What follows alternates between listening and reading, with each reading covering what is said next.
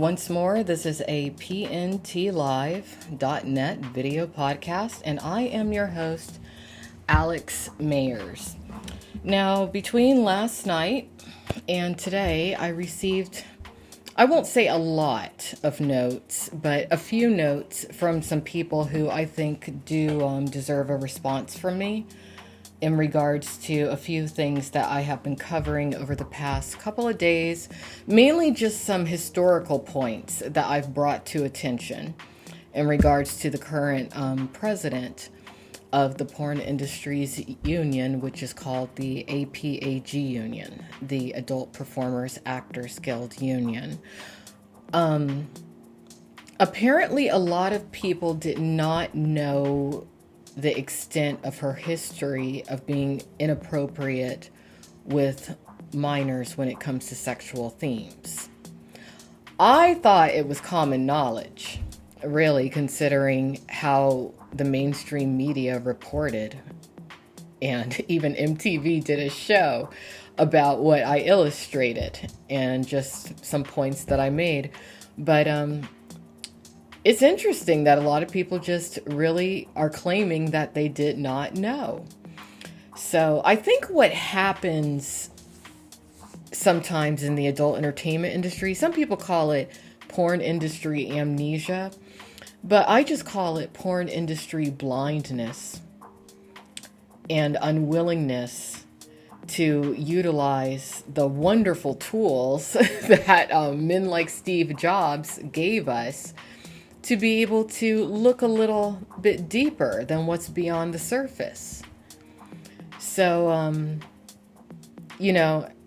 moving on in 2020 from, reporting so much on adult entertainment industry news. There's a few things that I do foresee happening in 2020 that I most likely will cover, primarily because of the issues overlapping into politics, because y'all know I have politicalnewstime.com. That's a little podcast I'm developing. But so often things pertaining to the adult entertainment industry do intertwine with politics. So in a way, it's kind of a cool thing that I have the knowledge base when it comes to the history of the adult entertainment industry that I do, because it's of great assistance, to me at least, when it comes to identifying certain patterns of behavior within groups of people as I merge more into being a political commentator. So that's just something I wanted to talk about. But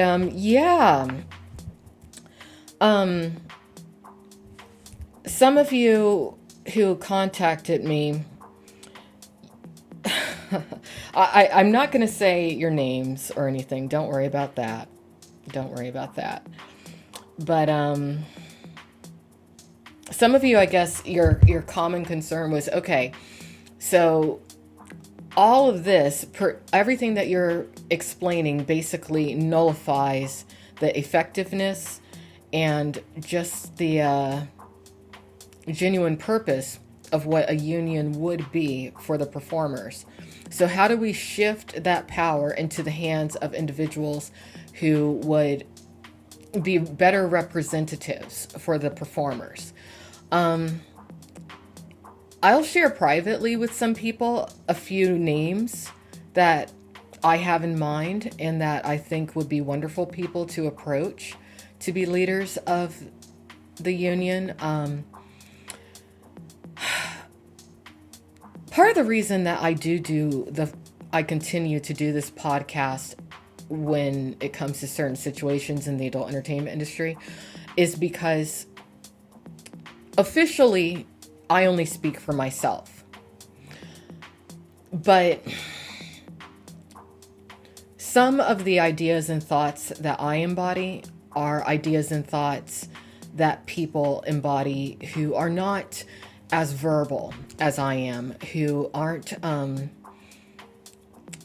as confident as they should be at this particular point in time. I think they will be in the future, but to where it scares the hell out of them to get on webcam in front of some cheesy little background and be like, all right, this should happen, and this should happen, and this should happen. This is feasible. This is feasible. Hey, this would be easy to do. Hey, can't you see this person's a criminal over here? I'm a little unusual because my mind works in a certain way, but I'm capable to an extent of being able to present. Most people who have minds whose minds work along the lines that mine does, they are not able to present. But that doesn't mean that such people shouldn't lead. It just means that people who they should be leading need to open their ears a little wider than what they have had them open to, as of late. I get it. It's the adult entertainment industry. It's not the brightest bunch of people. It's not really the ideal group that you would say, oh, these people really care about themselves. No. For the most part, it's a very selfish group of people, a very uneducated group of people, a very naive group of people. Just quite a few bad qualities in humanity are very prevalent within the adult entertainment industry performer pool. And I know a lot of people don't want me to say that, but it's true.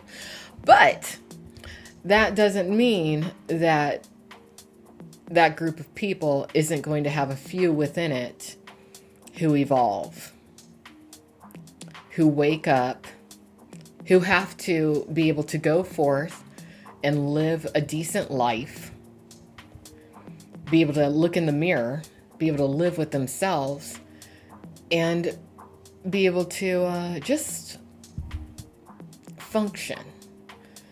And right now, considering just a lot of the attitudes of the individuals who proclaim that they're leaders of that industry, when I look at that attitude that they're displaying, just the level of bullying, all the stuff saying like, oh, hey,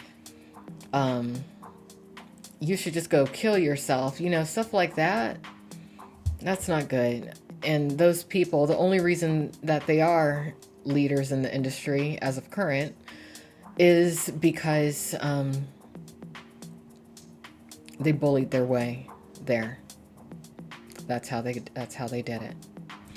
So how do you shift that power away? Filing complaints. That's how. That's what we're going to talk about first. Then I want to talk about the individuals who, from my perspective at least, are in actuality in control of that union and why it's such a dangerous thing that they are. There's a website called dol.gov, departmentoflabor.gov. I'm going to post this particular link over on pntlive.net. And I want people who are concerned about some of the situations that I've discussed over my past few podcasts to take a look at this particular website, information and whatnot.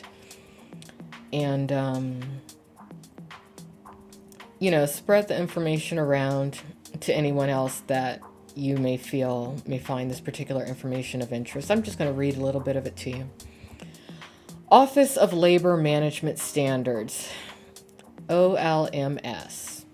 It's how to file a complaint with OLMS. The Office of Labor Management Standards conducts both criminal and civil investigations of alleged violations of the Labor Management Reporting and Disclosure Act and related laws. Criminal investigations. OLMS criminal investigations involve the embezzlement or theft of union funds, property, or assets, record keeping and reporting violations such as false statements, false reports, and destruction of records, The use or threatened use of force or violence to restrain, coerce, or intimidate a member in order to interfere with or prevent the member from exercising their LMRDA rights. And again, LMRDA stands for Labor Management Reporting and Disclosure Act. Extortionate picketing. Picketing on or about an employer's premises for the personal profit of any individual by obtaining money from the employer. Prohibitions against persons convicted of certain felonies holding union offices or employment in certain positions. Unlawful acts relating to trusteeships, loans to officers, and payment of fines. And lastly, union election fraud, where there has been ballot tampering or other illegal acts committed in order to influence the outcome of the election. Criminal investigations are opened based on various sources of information, including complaints. Please contact the OLMS field office closest to you if you want to provide information about a criminal matter. You do not have to tell us your name in order to provide information. However, you should be prepared to provide us with information identifying the union and persons involved and describe the suspected illegal activity. Labor union fraud, such as embezzlement, filing false reports, maintaining false records, destroying or concealing records, and other criminal activity can be reported to any OLMS field office. You may also contact us via email, and then they list their email address and the phone number. So I will link this up to pntlive.net for anyone who wants to read this for themselves. Just really quick, let me give you the rundown in regards to what civil investigations conducted by OLMS relate to. The conduct of union officers' elections, financial audits of union books and records, filing of acceptable reports by unions, union officers, employers, consultants, and others, the imposition and continuance of trusteeships over subordinate unions by parent body, determinations as to whether an organization is a labor organization, obtaining copies of collective bargaining agreements for members, or the right to inspect the agreements. So, again, whoever wants to check this out can check this out. I'll link it up. There's also an interesting read that I'll link up that's, what's this thing titled? It's titled Labor Racketeering, the Mafia, and the Unions. It's just something that's written up by an individual known as James B. Jacobs. But it's quite the read. It's quite the read because when I look at what's going on with the Adult Entertainment Union, the APAG Union, I, as of current, feel that it has been taken over by an organized crime group. That's what I see when I look at its current leadership. That's my perspective.